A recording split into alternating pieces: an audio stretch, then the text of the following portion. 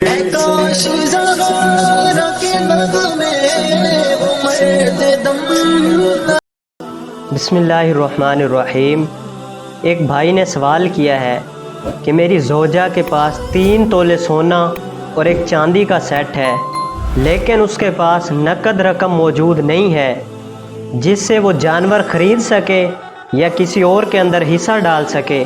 तो क्या इस सूरत में रकम ना होने की वजह से वो कर्ज़ लेकर कुर्बानी कर सकती है, और अगर कर सकती है तो क्या उसका वाजिब जो है वो अदा हो जाएगा या नहीं? देखिए, जो अभी सवाल किया गया है, इसमें पूछी गई सूरत में तो कुर्बानी तो बिल्कुल वाजिब है उस शख्स पर, लिहाजा उस शख्स को चाहिए कि वो हर सूरत में कुर्बानी करे। अगर कर्ज़ लेकर भी करेगा तो इस सूरत में कुर्बानी हो जाएगी और उस शख्स से वाजिब जो है वो साकित हो जाएगा और वो वाजिब से बरी ज़िम्मा हो जाएगा। चाहे कर्ज़ लेकर भी करनी पड़े फिर भी करेगा।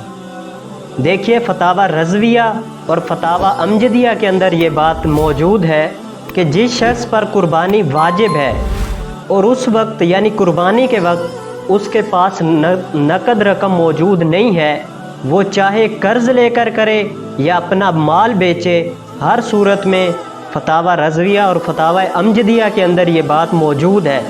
चाहे उसे कर्ज़ लेना पड़े या अपना वो सामान बेचना पड़े, हर सूरत में उस पर कुर्बानी वाजिब है और उसको करनी होगी। और वकारुल फतावा की जिल्द नंबर 2 में ये बात मौजूद है कि जो शख्स साहिब निसाब है तो उस पर हर सूरत में कुर्बानी वाजिब होगी। कुर्बानी करने के लिए अपना सोना या चांदी फ़रोख्त करे या वो कर्ज़ लेकर करे, तो फरमाया दोनों सूरतों में से किसी एक पर अमल करे।